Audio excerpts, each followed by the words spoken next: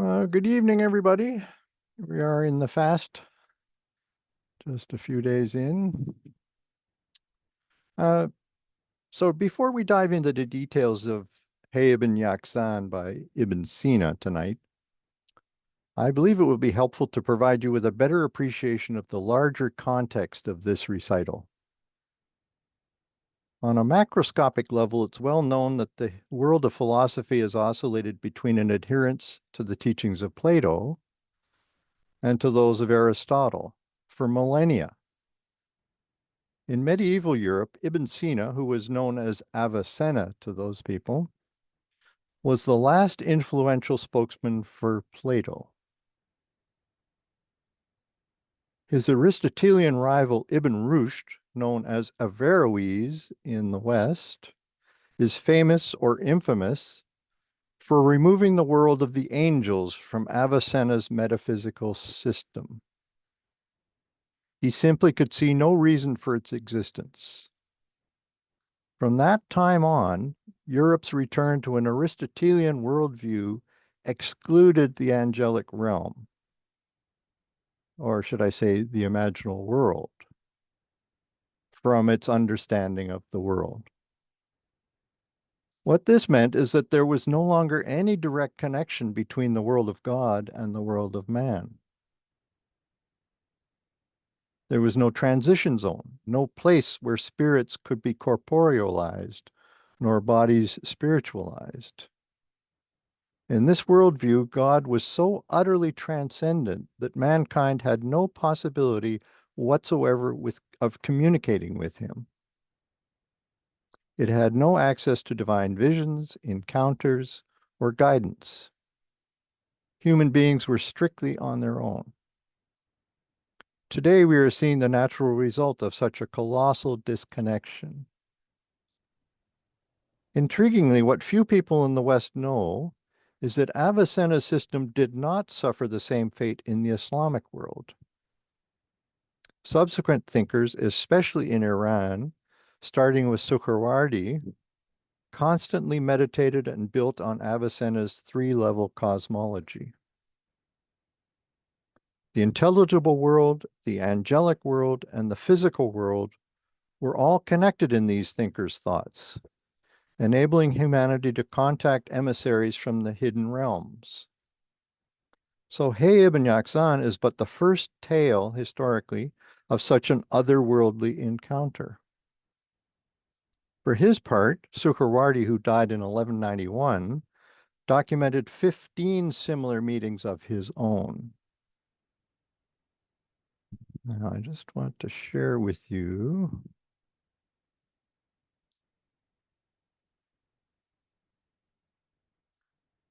this list of thinkers who believed in the imaginal realm, talked about it, described it, and gradually developed the ideas. The ones in green are the ones that we're actually going to have a class on.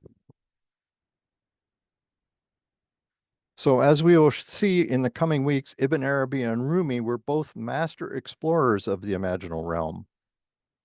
But so too was Fariduddin Attar, who died in 1221.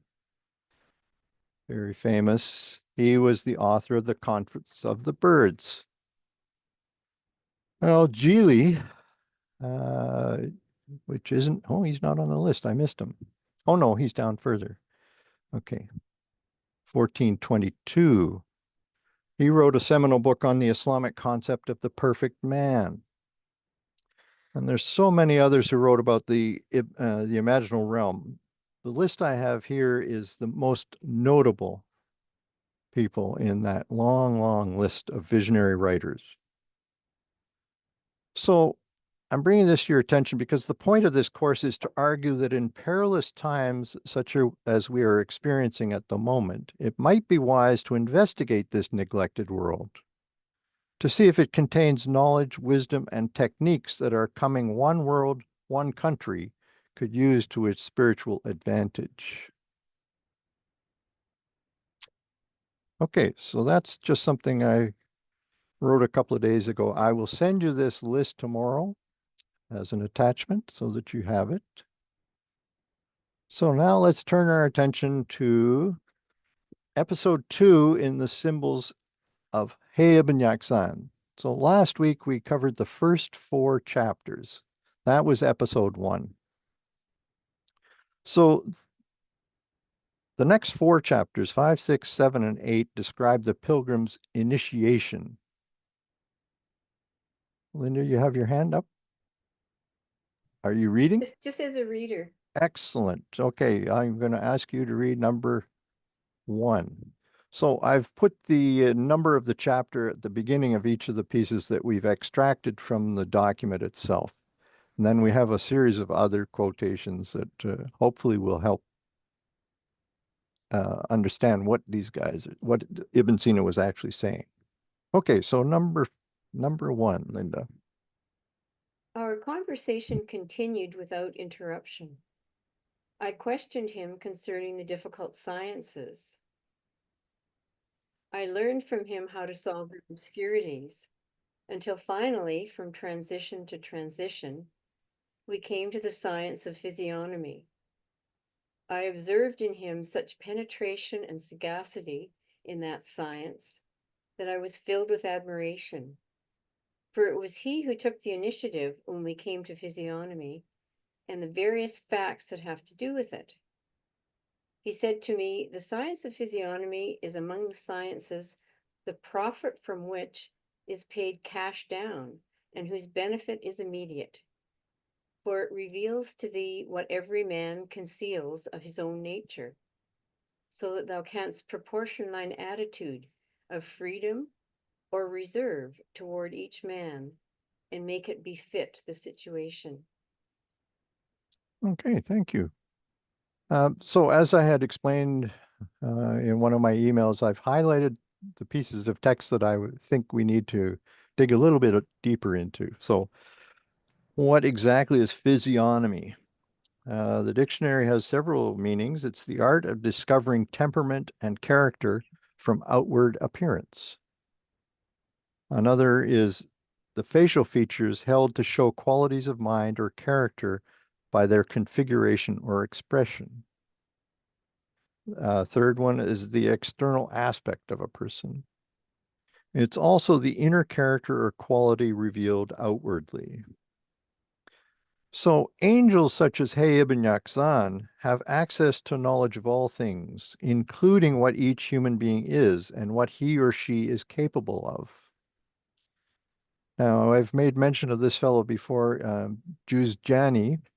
He was a constant companion of Ibn Sina for much of his life, a student of his, and he wrote an illuminating commentary on this particular tablet. So we're going to be relying on him in several cases.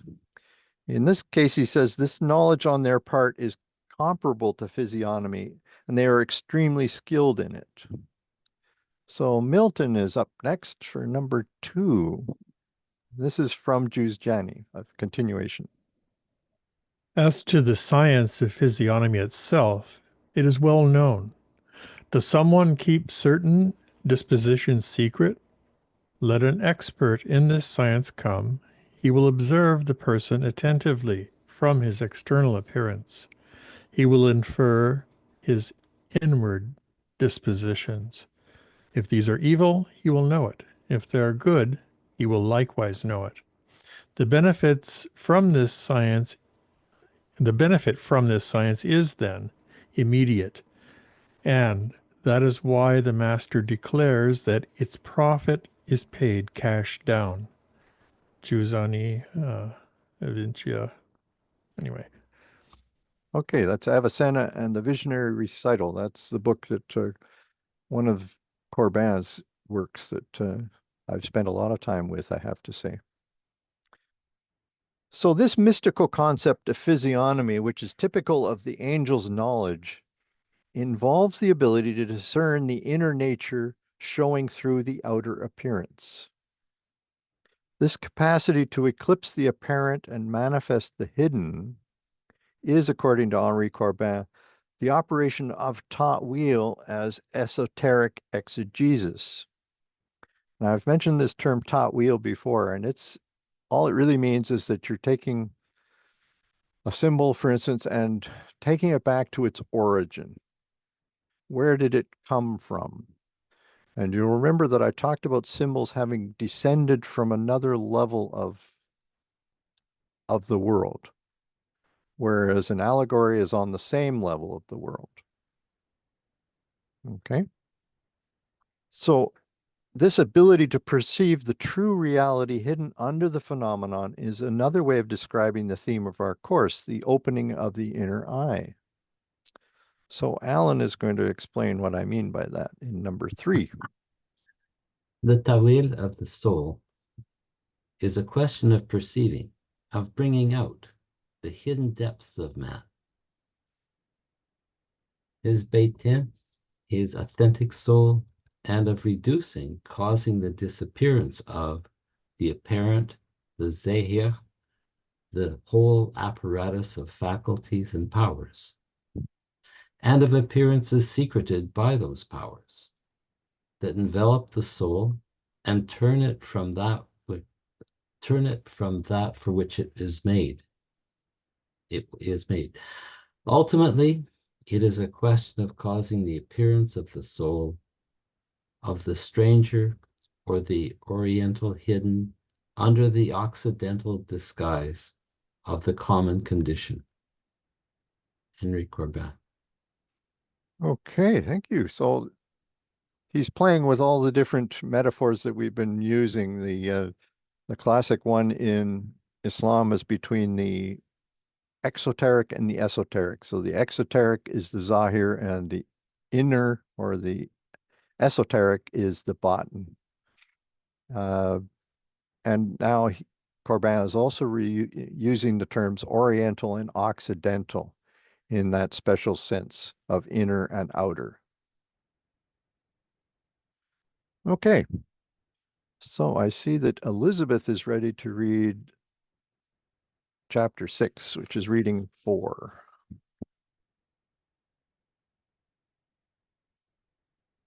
Oh, you're muted. I'm sorry. In the physiognomy, it reveals at once the most excellent creatural types, and a mature mixture of clay and of inanimate natures that receive every impression. It shows thee to be such that, for whichever side thou art drawn, to that side thou goest. When thou art held upon the right road and are called to it, thou becomest upright and pure. But if a deceiver seduce thee into the road of error, thou dost submit to be led astray. These companions who are about thee and never leave thee are evil companions. It is to be feared that they will seduce thee, and that thou wilt remain captive in their bonds, unless the divine safekeeping reach thee and preserve thee from their malice. Okay, thank you. Is anybody else squirming a little bit, recognizing their self in this? Okay. The first thing we have highlighted is the most excellent of creatural types. So he's referring to the pilgrim or Ibn Sina. In Ibn Sina's view, the human soul on its own is inclined to do good. So Bill, I'm going to ask you to do number 5 and probably 6 as well in a minute. Okay, so go ahead with 5. The soul proposes the best. It aspires to knowledge above all. If it is shown the way to the good, it enters upon that way. Okay, so if, however, the soul allows its 3 companions to influence it, sorry, I'm just making a note here.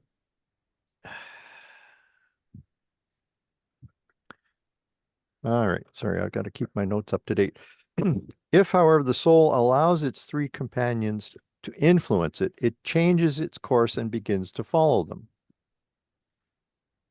For these lifelong companions are evil, constantly pursuing their own goals, which are contrary to the soul's natural predisposition. So then we come down to these companions who are about thee. Through the practice of taught wheel, the three powers of the soul, the concupiscible, the irascible, and the imaginative, are transformed into dramatic characters whose activity is no longer on the level of a theoretical treatise. The concupiscible and the irascible appetites are no longer the theme of some innocuous descriptive character.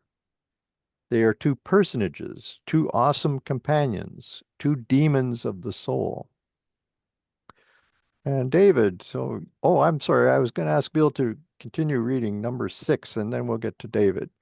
Sure. It is not somewhere in the world, it is in the kingdom, at the rising sun of the human soul, that these demons are encountered. They are the left side, the occidental darkness and the orient of the soul. They are not simply two partial faculties reproduced in every individual.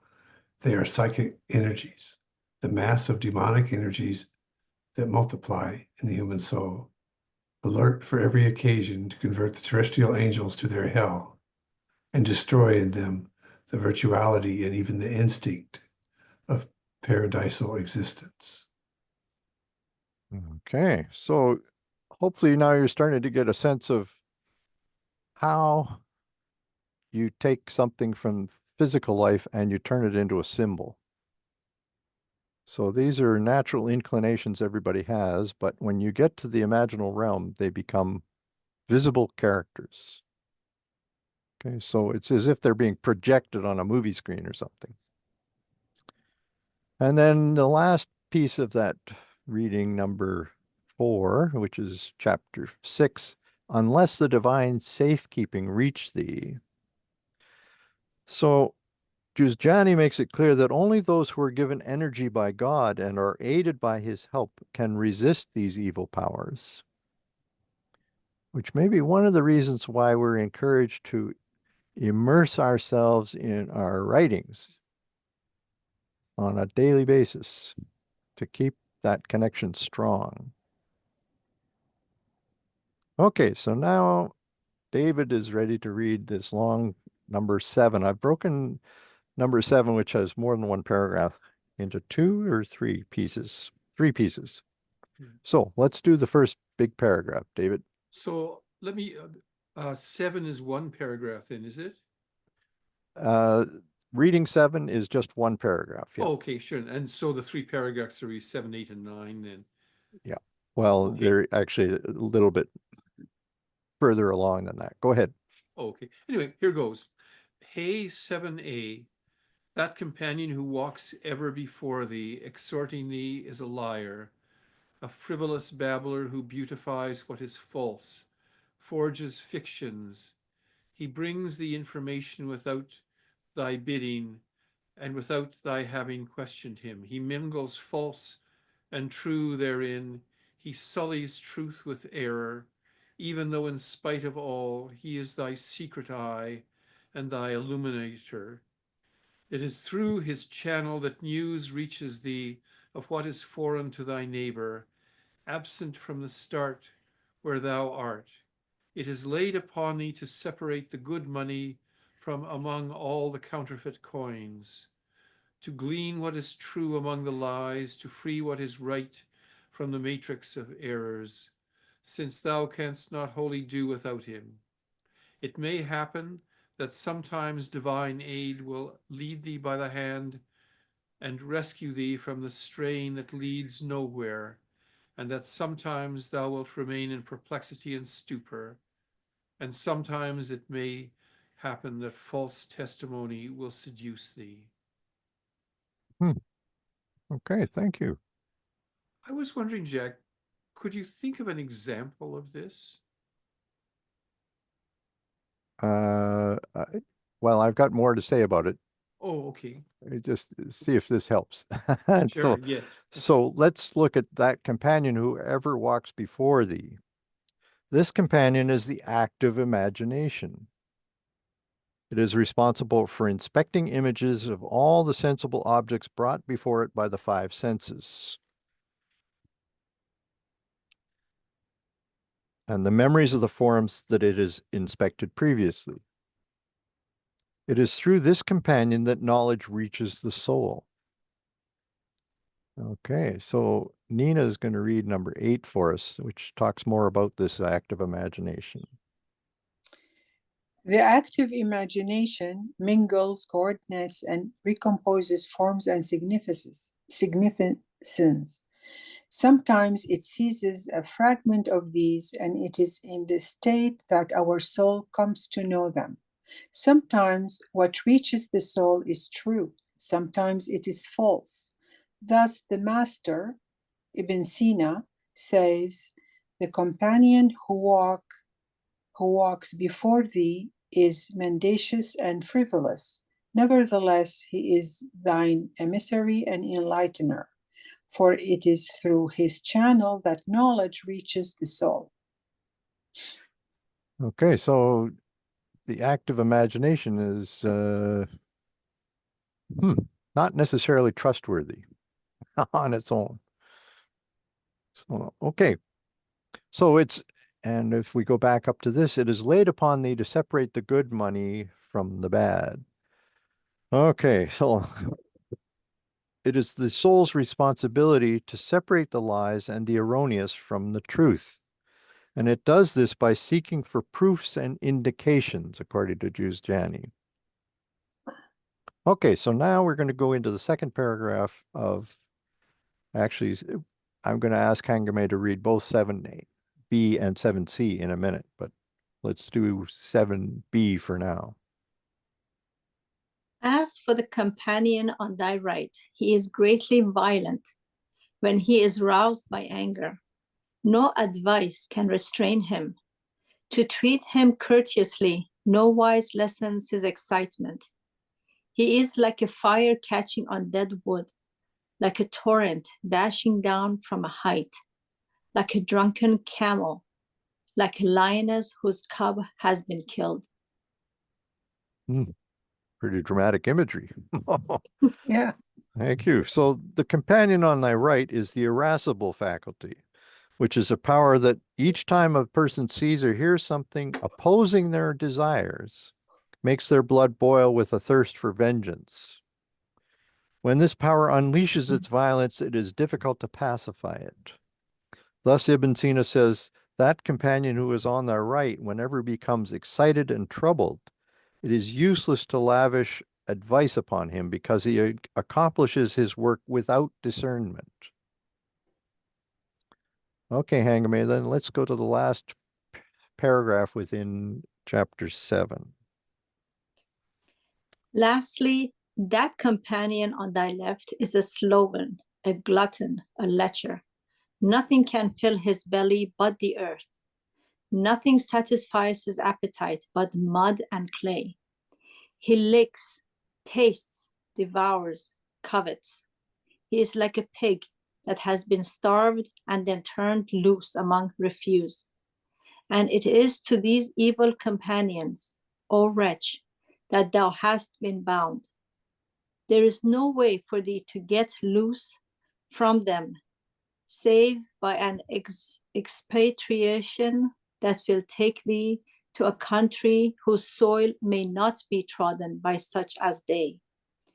But because the hour of that expatriation is not yet come, and thou canst not yet reach that country, because thou canst not break with them, and there is no refuge for thee, where they cannot come at thee. So act that thou shalt have the upper hand of them, and that thine authority shall be greater than theirs. Let them not seize thine own reign. Suffer them not to put the halter on thee, but overcome them by acting toward them in the fashion of an experienced master. Lead them by forcing them to remain in the right path. For each time that thou showest thy strength, it is thou who subduest them, no longer they who subdue thee. It is thou who mountest them, no longer they who make thee their mount. Wow. So this is one of the clearer passages in this story, I think, where Ibn Sina is really saying, look, you've got to overcome the negative aspects of your character. And it requires you to do it over and over and over again. And in fact, you'll probably have to do that till the day you die, because these things are with you as long as you live. So the concupiscible faculty does not limit itself to desiring one thing. Lisa is going to read number 11 for us.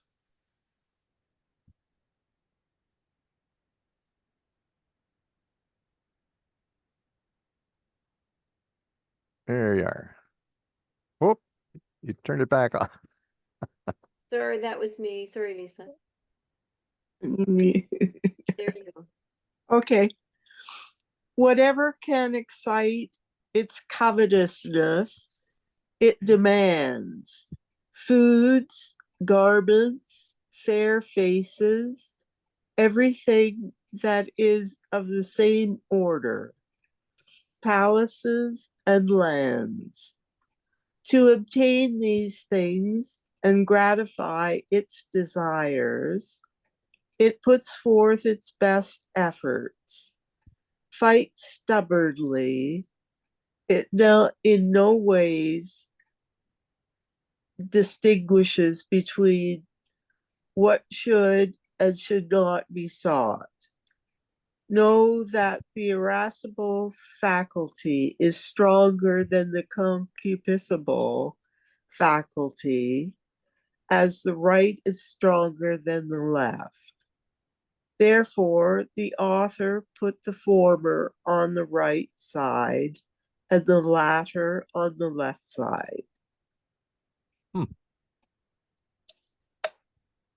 Okay, so he must have been a right-handed person. Anyway, so let's talk about, where are we? We go back up to the passage itself. We've talked about that companion. Now let's look at the expatriation. The Arabic word does not mean returning to one's physical country of origin. Rather, it points to one's origin in God. It is to exile oneself from the external world in order to return to the worlds of God. The word return implies one's previous existence or previous presence there.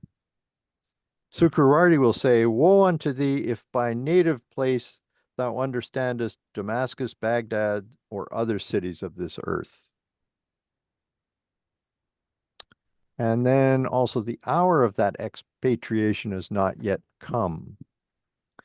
So these three powers with which the soul is furnished coexist with it in such a way that it can never separate from them, except at the moment when it emigrates from this world and puts off these faculties.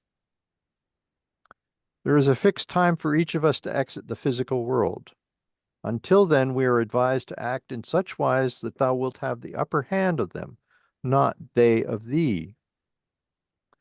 Do not abandon the reins of control into their hands. Instead, make them your servants so that you are no longer subject to them.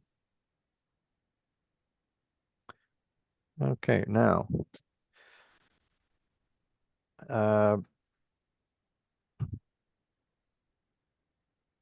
I see that our time is rapidly departing.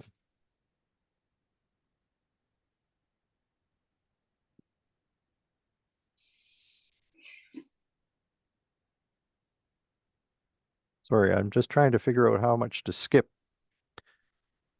I think I'm going to make a big move here and jump all the way down to 34.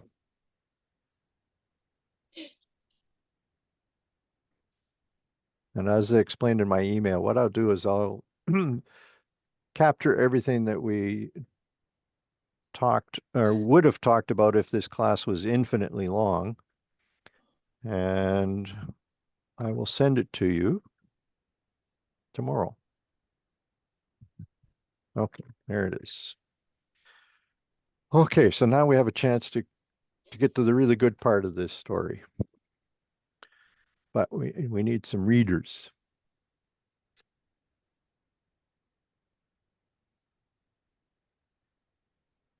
So we've jumped all the way to chapter 23, which is going to describe the beauty of the king who is like none other. So Milton has his hand up, so I'd like him to read this fairly lengthy one. But to me, this is the best in the entire story. Okay. Among them all, the king is the most withdrawn into that solitude.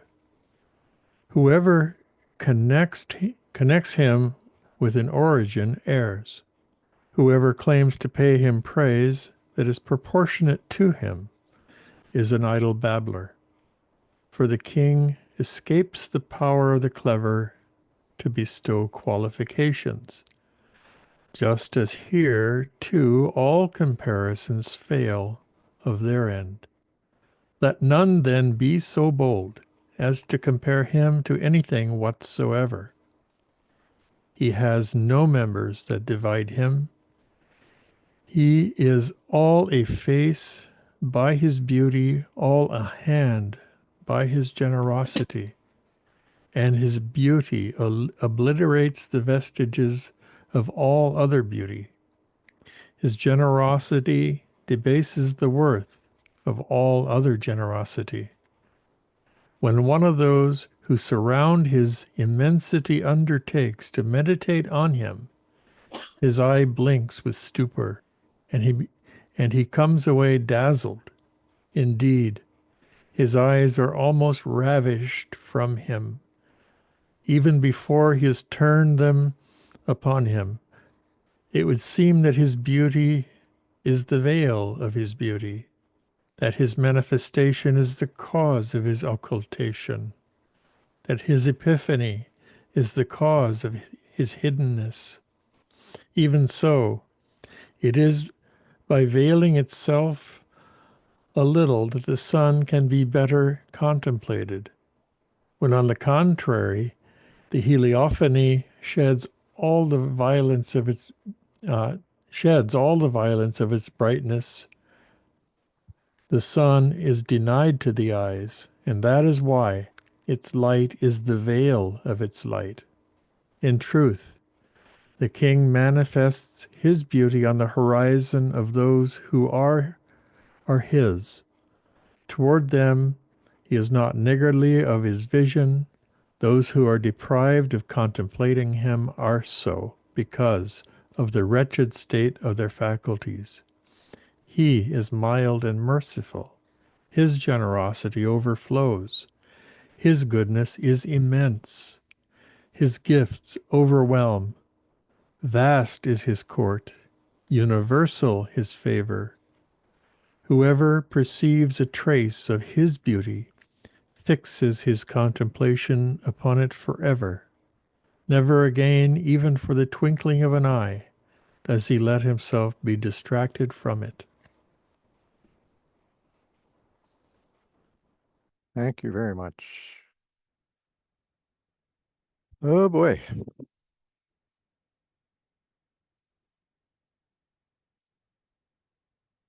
So I've highlighted the word the king. Who exactly is being referred to here? Well, this is the first being, the first principle, or as the Baha'is would say, the primal will. It cannot be God in his essence. It has to be our creator. His beauty surpasses all other beauty. And it's interesting when somebody undertakes to meditate on him, his eye blinks with stupor and he comes away dazzled.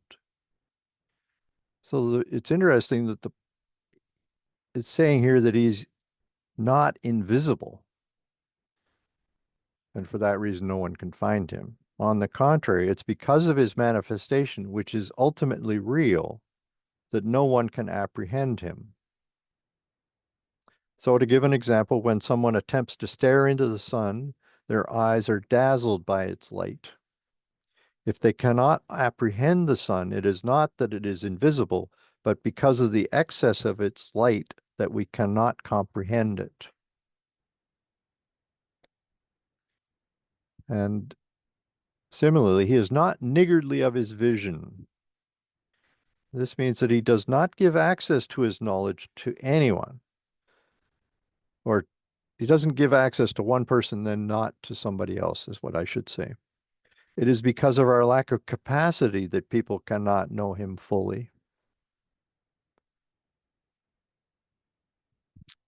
Okay, so let's move on to the second last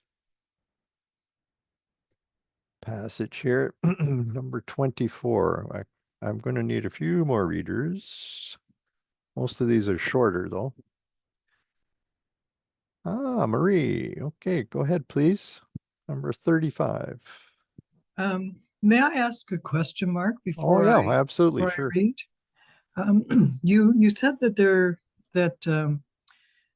that he is not God, he is the creator. What is the difference between the two? Well, for all intents and purposes, all the words you've ever heard and read about God in all the various scriptures of the world are referring to the primal will. The divine essence is so exalted, so transcendent that none of those bits of language can apply to him or it or whatever you. As Mujan Momin said in his article, The God of Baha'u'llah, he said that as soon as you say he is about the essence of God, that's all you can say. You cannot use any adjectives to describe that. It's so far transcendent. So the slightly less elevated version is the primal will, where all those characteristics that we're familiar with, the omniscient, the omnipotent, et cetera, apply in full force. So, I mean, this is a highly mysterious topic to begin with, but this passage that Milton just read is a fantastic description from a non-Baha'i of a Baha'i view of the primal will. I couldn't find anything in here that flies in the face of the Baha'i teachings. So I don't know if that helps you. I mean, we can talk about that further in a few minutes, but you're raising an important issue, to say the least. Mm. Well, thank you for that explanation. Reading 35. Sometimes certain solitaries among men emigrate toward him. So much sweetness does he give them to experience that they bow under the weight of his graces. He makes them conscious of the wretchedness of the advantages of your terrestrial climb. And when they return from his palace, they return laden with mystical gifts. Okay, thank you. So, certain solitaries, what does that mean? According to Juzdani, these solitaries are the sages who make good use of their two intellects, the speculative and the practical, in order to assimilate virtuous practices and to turn away from evil ways. And they also have subdued their three companions. They faithfully observe the laws that have come from God. Then they emigrate towards him. Here, Corbin has translated the Arabic verb ajra as to emigrate. So 36 is a little bit more of an explanation there. Lisa, would you read this one for me?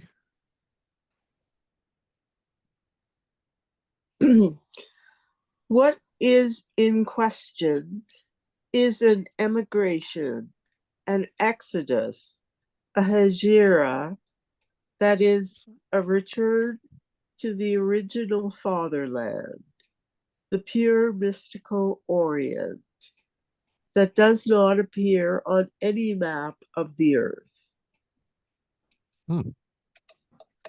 Okay. And then let's see what else. They return laden with mystical gifts.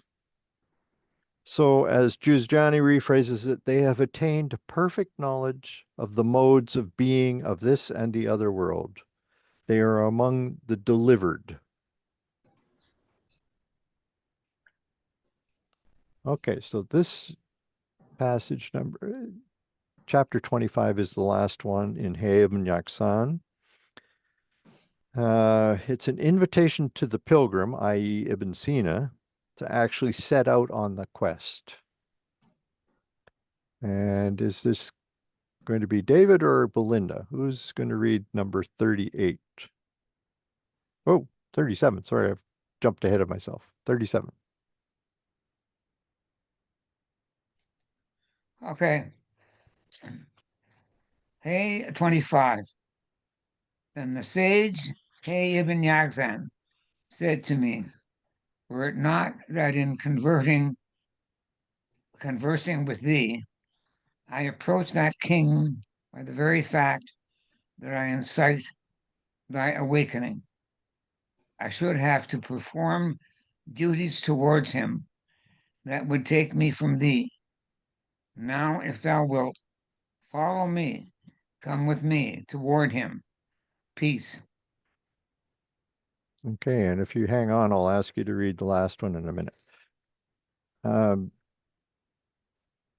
So the sage, He Ibn Yaqsan, is the individuation of the angel who is the donor of knowledge and the pilgrim's guide. He binds together angelology and mystical psychology.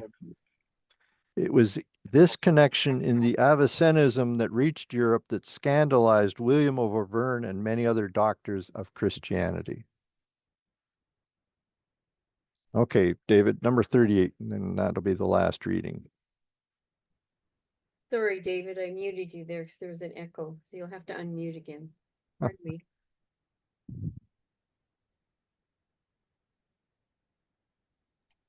There we go.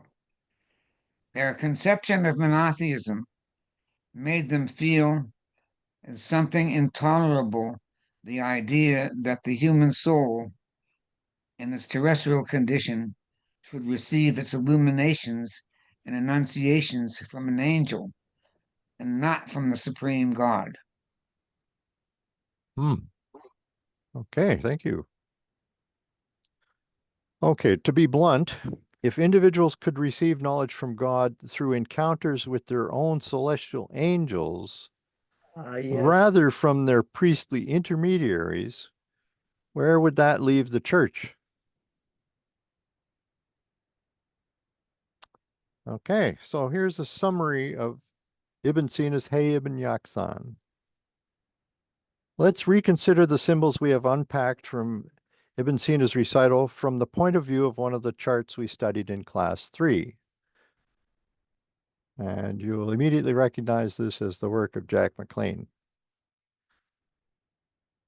In Ibn Sina's recital, we are all forms or souls which have been combined with pure matter to create human beings. We live most of our lives in the world of Nasut, down here at the bottom. Okay. Ibn Sina calls this the Occident. We are fallen angels, not because of any sinfulness, but rather as a natural result of the process of being born. On rare occasions, during dreams, the transition states between waking and dreaming, or through spiritual practices, we visit the realm of Malakut. Right here. Which he calls the Orient. There, depending on our degree of preparation, we may encounter our own celestial or guardian angel, similar to He Ibn Yaqsan. Should we accept our angel's invitation to journey with him or her, we will travel deeper or higher into the Orient. There we may meet individual manifestations of God. Through gifts of divine grace, as well as our own persistence, we will eventually begin to explore the realm of Jabarut, as Thomas Breakwell was able to get to. And this is the world of the angels and the manifestations of God as a single entity in their unified state. At some distant point, we may even be granted a glimpse of the realm of Lahut, but probably not for most of us.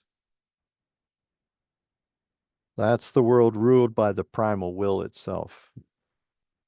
And we will absolutely never be granted access to the realm of Hahut. Nobody was. Not even the manifestations of God could get there. Okay, sorry, that's a truncated version of what I had prepared for tonight, but I hope it was enough to get you thinking and wondering and asking me questions and asking yourselves questions. So, that's a lot to take in. And as I say, I will fill in the blanks. There's quite a few pages of material that I'll send to you for those who are interested in having a fuller explanation of some of the paragraphs we did not read. Okay. So, Mark, there's a question in the chat. oh yes, go ahead. Milton, maybe Milton could ask it. It's about phrenology. Phrenology. Yeah, the bumps, right? Oh, okay. That I don't know much about. But anyway, go ahead, Milton.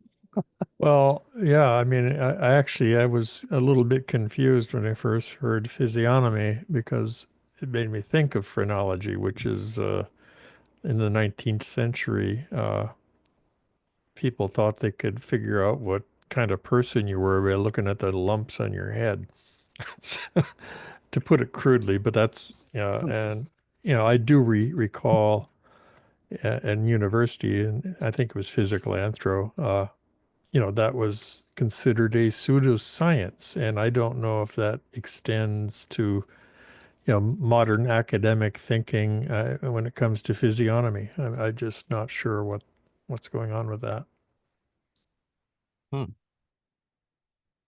So science has pretty well discounted it completely, right? The phrenology, I would think. Pretty much, but it seems like it's similar to physiognomy in some ways. But, I don't know. I can't, my head's lumpy enough the way it is. I can't figure it out.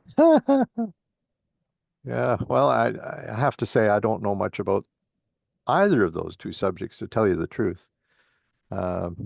Is there somebody in the room here that knows something about this? Mark, I think that Belinda had something to say. Oh, okay. Right, So you got your hand up. Go ahead, Belinda. Maybe you can enlighten us.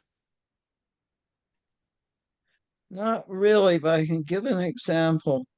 You described being able to tell something about a person by their outward appearance.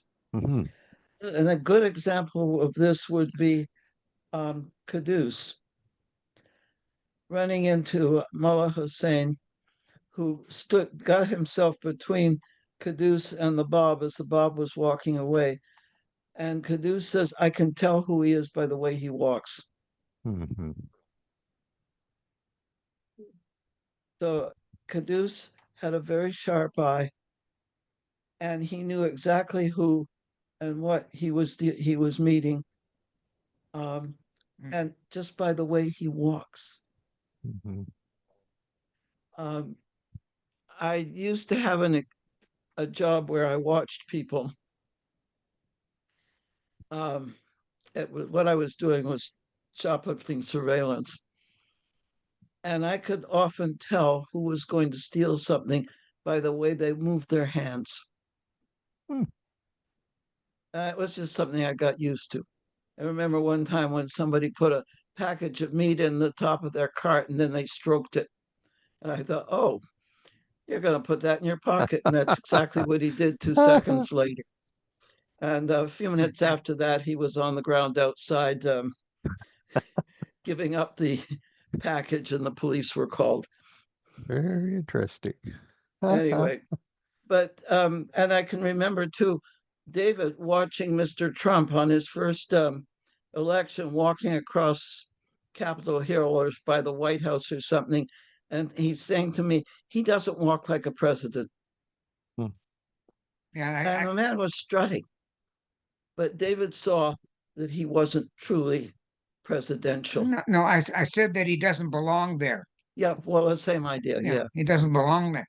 Well, So we all do this to some extent. But yeah, some people do it with a lot more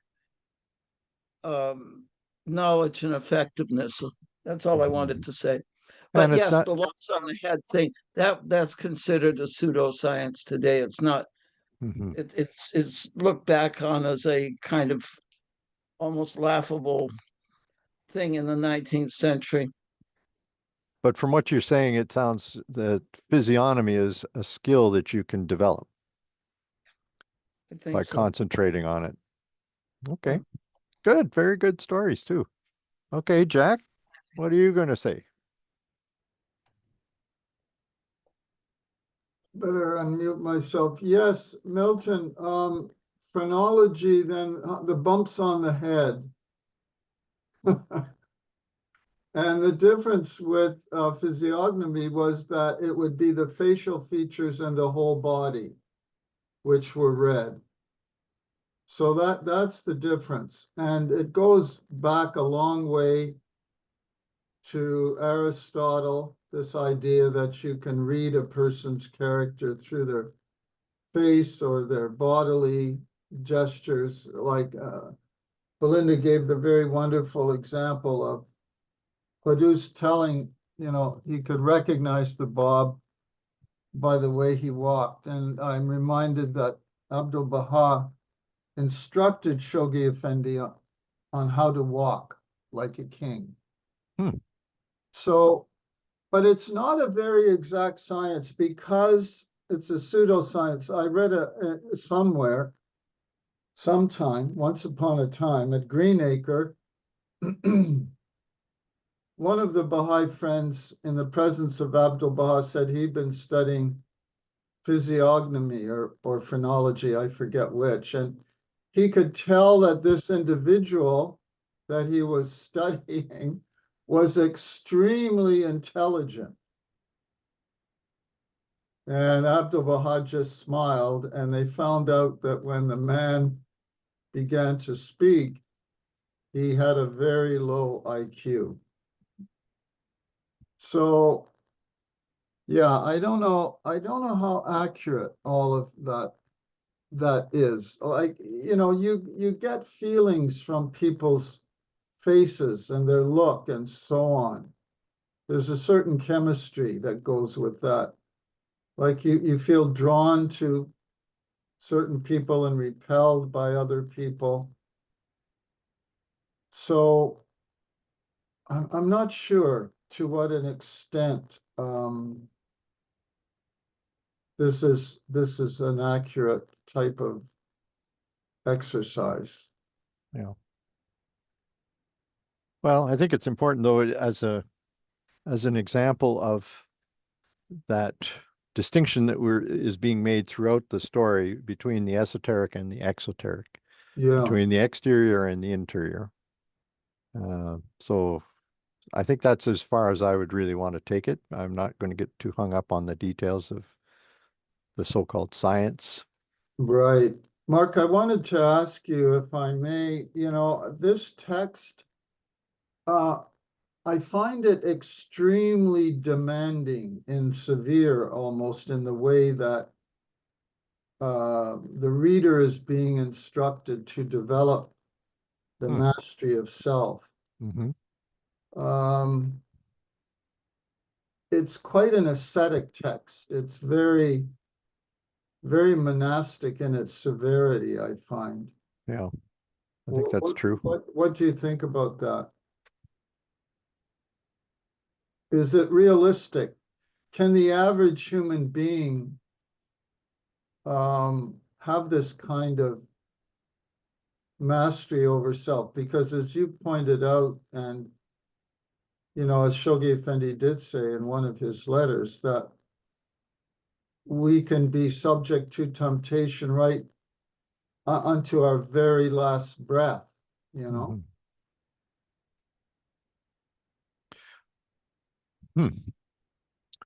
Well, it's interesting that as we were reading some of these passages tonight, I couldn't help but think about Buddhism and the emphasis it places on exactly the same kinds of analyses of yourself and all the components that are working there and how to detach yourself from them. That's a huge issue in Buddhism. Okay. So it is, I mean, a large number of people in history have focused Achieved on this. this in other religions, in Christianity and Judaism, etc., not just in Islam. So it's almost a universal. You're right. It's a little bit sterner dose of ethics than we're used to, Mm-hmm. but it doesn't seem unusual from my reading of other Islamic writers, particularly in those days. I mean, we're talking, how many centuries ago? Right. So they would just keel over and have a heart attack if they were to meet people here at this stage. Do you think there's a danger of over focusing on the self with this kind of approach? Well, I mean, there is that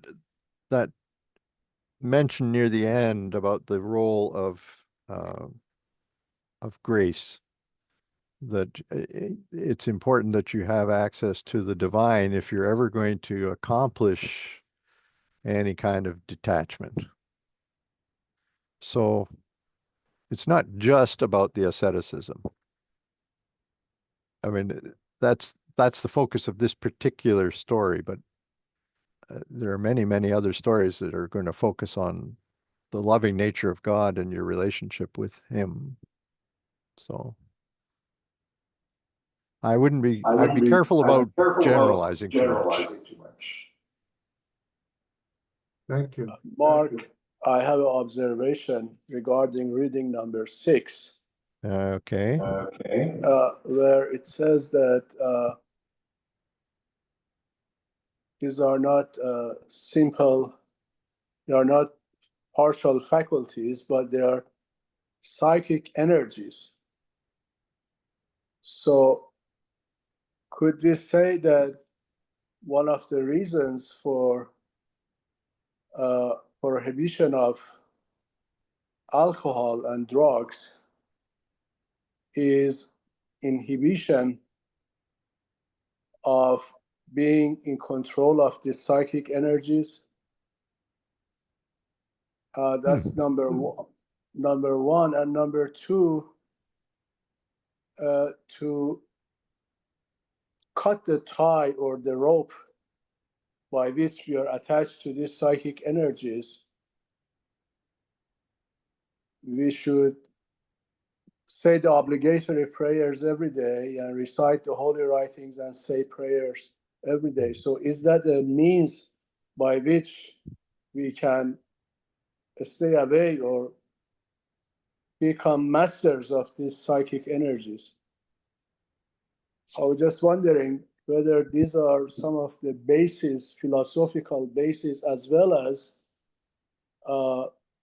what we call it, biologic basis for some of the laws, such as reading the writings, obligatory prayers, and so forth. Well, I think you're quite right there. That makes perfect sense to me.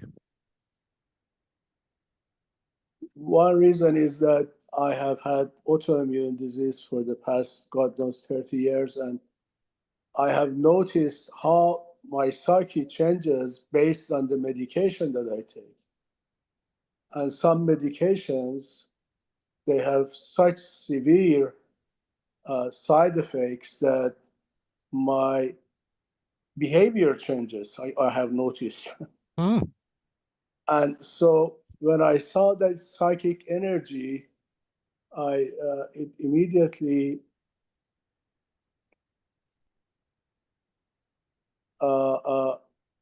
gave me the example of the brain chemistry. And they are not purely, what do you call it, unseen energies, but they have to do something with the brain chemistry as well. I don't know how I'm saying. Very interesting. Lots to think about there, my goodness. Thank you. Well, Bill, you got your hand up. There Yeah, it that- is. Oh, that- oh. That last comment kind of distracted me. It's very interesting. I just had a simple thing, like, I'm just wondering, is there an opposite to this physiognomy thing? Because it seems to me that there might be some value to just being able to totally filter out all of these physical elements and just make yourself aware of the voice and the smell and the energy and the sense, use your senses not to identify and to analyze, but use your senses, bring your senses to use after you've gotten rid of all of those things in how you're assessing something, so that you're not seeing the faces of people, you're not seeing the all of these elements that I think that are, as Jack referred to, are not always accurate. And I think they're not always accurate because people go to a lot of trouble to make their appearance be something that maybe it's not, to a large degree. And I think also there's just a lot of people who look a lot different than who they are. Beauty is only skin deep, that kind of thing. So it just seems to me like you would be able to discern the nature of people equally as well, if not more so, simply by just detaching from all of these physical signs of that might lead you to a conclusion based on what I would consider as semi-science at best. Mhm. Well, what you're really saying is, to put it in different words, is that you're saying let's pay less attention to the surface and more attention to the deeper reality inside that person, right? Yeah, bypass all the nonsense. And so that's exactly what this story is trying to recommend that we do, that we see through the appearances, the physiognomy, and into the inner reality of the person. And it isn't going to be just the physical looks, it's going to be the voice, it's going to be the emotions, et cetera, that will tip you off as to what's really going on inside that person.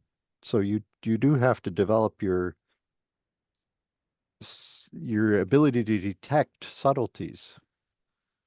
The more skillful you are at that, the better you're going to be able to pick up on what a person is really after. So I'm agreeing with you. I don't know. Hey. Yeah.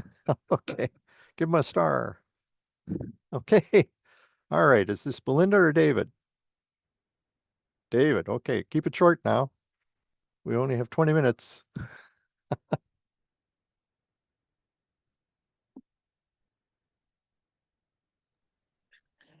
There you You are. always say that. Yeah, I know. You always say that to me. Yeah, well, you mentioned Buddhism, and earlier I was thinking of Buddhism because there's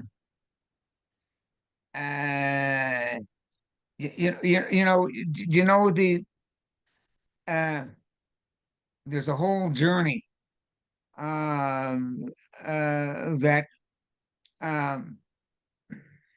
the psyche goes through, particularly when it comes to meditation.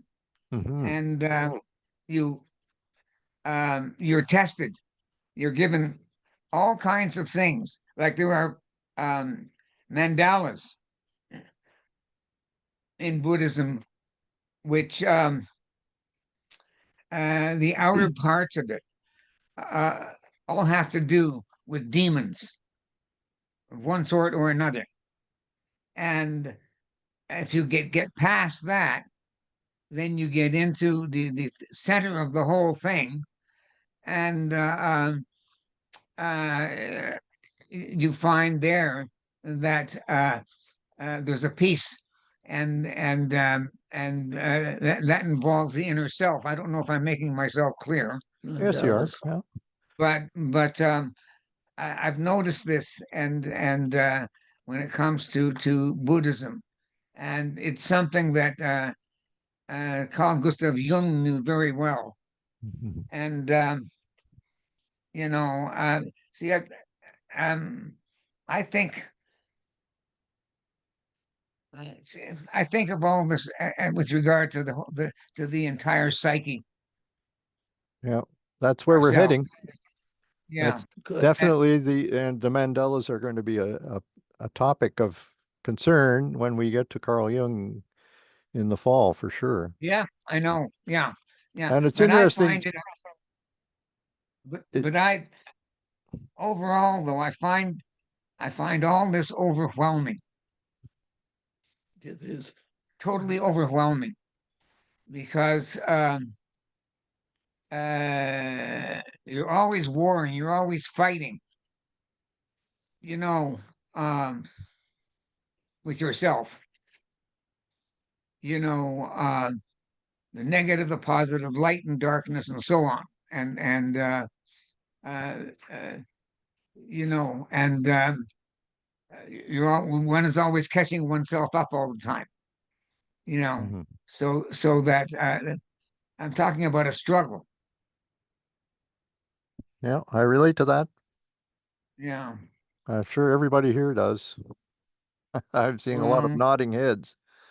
My goodness, the other life thing, has a way of making life yeah. difficult. Well, this is one of the reasons why people meditate. That's right. And you know, it changes meditation if you do it long enough and you're sincere with it. It changes the brain chemistry. The brain chemistry is changed in that meditation. I don't know how, but it's changed. Yeah. So uh, you know, and so that we do get into um, uh, the inner reality, and yet you know that inner reality, which I have discovered in Taoism, that by doing righteous acts, you know, being kind, you know, doing things for people, you know, and helping people, that they say, well, look, that's what Zen is, you know. It's not in one sense it's a very simple thing, you know, but what we do to help people, what we do in our kindness with people, has a lot to do. For example, Belinda but Belinda was we have a bunch of steps outside where we live, and in the wintertime it's very dangerous. And Belinda was going down or coming up those steps, and with two canes. And what happened was that a couple came by, and they immediately helped her right away. And we didn't know who they were, but they immediately came to help us, or to help Belinda. And this is an example of what I mean. Yeah. You know. Okay. I've got 4 other people in line here, David, so I'm going to Go see ahead, what I'm else they finished. have to say. Okay. I'm finished. Let's go to Japan and see what Thomas has to say now that his microphone's working. Did I make a mistake? No, There. you There you didn't. go. You seem fine. Okay. I would like to mention how this these series of readings compares with other kind of journeys, either physical or spiritual journeys that we've probably all encountered. Yeah. One of them would be the Divine Comedy in Italy, you know, in the 13th century. The next one would be Pilgrim's Progress, which is a Protestant Christian journey of the 17th century England. And then there's also the Egyptian Book of the Dead and the Tibetan Book of the Dead, the Bhagavad Gita, and there are several Japanese texts that have a similar theme of a kind of inward or outward journey. Particularly one I think that's very approachable for anybody here to really enjoy. The name of it is called Essays in Idleness. Essays in Idleness. I'm sure that if you go to the library and pick up a copy, it's only about 120 pages. You will really, and it's based on this theme of kind of guidance, like Avicenna's readings. This is a guidance for and observations made by this monk in the 12th century. Very interesting. I haven't heard of that particular one. I'm going to check that out. Thank you, Thomas. That's great. Okay. Okay, Milton. I'll try not to be long here. I listening to what some of the other folks have very nicely said here, I'm thinking that this physiognomy is, yes, perhaps it is a science, but it's not an empirical science. It seems to be a component of discernment and, if you will, opening your inner eye, which is the whole theme of this. So I'll leave it at that. Nice. Nice tie-in. Good for you. Okay, David.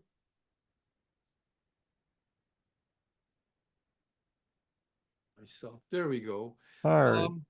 What can I say? I understand physiognomy was also discredited because it lent itself to racism. You know, it became prominent in the 1800s, you know, at the height of imperial empires, and where the local people or of the lands that they conquered were considered to be racially inferior, and this was one of the you know, bases for the justification for colonialism. Also, well, I'm a little sensitive about the word science because you know, it is, I think, yeah, Milton was talking about an empirical science. I feel that those are the only sciences there are, that there has to be you know, evidence based, you know, experiment. Otherwise, let's call it philosophy, where people speculate. But you know, you don't, let's say, take 2,000 people and divide them up according to the lumps on their head, and then statistically analyze, you know, their characteristics because of that. I'd use the word art rather than science, and I'd pay attention to, or I think intuition is more of an element here than logic. You know, I'm sure we can tell a lot about a person's inner reality by their outward appearance, but I think it depends on the purity of our own spirit. You know, how what condition our receptors are in. Anyway, that's it.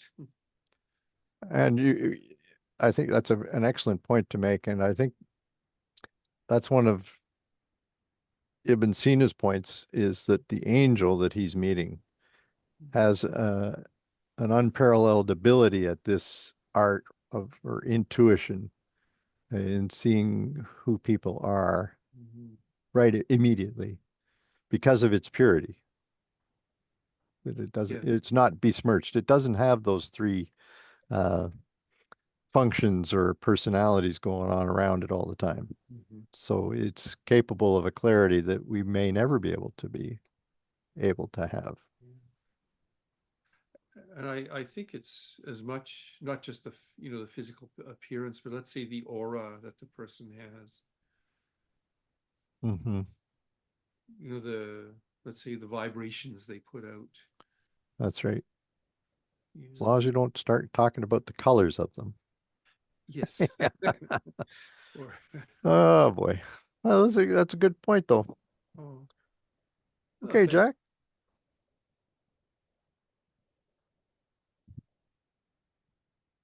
David, yes, a lot has to do with our intuition, but modern neuroscience has thoroughly debunked phrenology. It's shown us that mental traits and personality have nothing to do whatever with the shape of the skull. So that part of it has been thoroughly debunked. And you know, the other thing is that we inherit our physical traits from our parents also. And we really don't have any choice in that, the way that we appear physically to some extent. You know, we're a combination of our father and our mother, right? So. Yep. So anyway, I just thought I'd mention that about the phrenology, that it's not scientific. It's been debunked by neuroscience. Mhm. Although it did contribute at one time, I understand, to the development, the early development of neuroscience. But anyway. So it just occurred to me that I haven't really said that the story that we were reading tonight is really just an invitation to start the journey into the imaginal realm. We're just sort of knocking on the door of the subject. And that's why I was going to do something with Sukhrawarti, because he specifically argued that Ibn Sina didn't go through the door. He didn't take it any further. And so he purposely took it further in several of those 15 recitals that we have. But we would have had to do a whole course on Sukhrawarti to be able to do justice to that. So I felt we'd had enough of the philosopher's language, etc. Anyway, so Thomas, you're back again. I just want to support Don's comment about the effect of medicine on neural how you express yourself or what you feel. Medicine has an effect. I have that same issue too. So that's just what I wanted to say. Okay. Mark, could I just add on to something that Thomas said earlier when he pointed to the Divine Comedy, which is, of course, one of the greatest works of literature. The Divine Comedy takes place entirely in the afterlife. It's not a journey in this life. True. And Dante is met, first of all, he goes through, of course, the Purgatorio, Hell. Inferno, the Purgatorio, and then the Paradiso. And he's guided first by the poet Virgil and later by his beloved Beatrice, is it? Yeah. Yep. Where eventually he sees God and the divine vision. But that one doesn't take place in this life. But thank you for mentioning it, Thomas. It's another worldly journey. And can I say that there's some scholarly research that suggests that Dante got his ideas for that particular story from Ibn Arabi. Oh. But I don't know enough about that to expatiate on it. So sorry, but I just thought I'd throw that in. Well, of course, it became a masterpiece of Italian literature as well, you know. Exactly right. Okay, friends, if there are no other comments or questions, I think I'm going to call a halt. Oh. Well, okay. Is it Belinda? Me. I have one question. You know, this whole thing about the what am I saying here? The recital. You know, it struck me that in a way,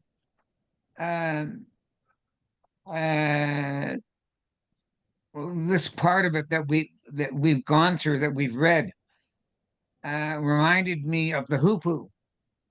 You know, in Athar's Conference of the Birds. Yes. I was thinking that there's some kind of parallel there. I don't know. Well, it's interesting that I think I mentioned at the beginning when we were talking about Ibn Sina that he'd written 3. The second one was called The Recital of the Bird, and it featured the Hoopoe. So you're absolutely right. It was an early version of the story that became the Conference of the Birds that Attar wrote, that Baha'u'llah based the 7 Valleys on. Right. Yeah. So you're absolutely right. I'd like to add one thing. When we use the word science in these contexts, yeah, we have to remember that they use the word science quite differently from how we use it today. Mm-hmm. It meant a body of knowledge. Whereas when we use the word science, we're thinking in terms of scientific method, experiment, the hypothesis, et cetera, et cetera. But this is a more general use of the word science. So we should perhaps remember that when we're reading this. That's a very good point. And it raises the issue that I think we all have when we're looking at historical documents of taking our own milieu, our own time zone, and taking all of its values and placing them back on that period of time that we're looking at and wondering why they don't measure up. Yeah. We're imposing something artificially on them without, we need to step back and appreciate them within their own contexts, which requires a certain depth of knowledge that takes time. So can I ask one more question? Yes. Thomas mentioned a book. What was the title again? Something about idleness. Oh, he's good. Essays in Idleness. Essays in Idleness. Okay, thank you. That's right.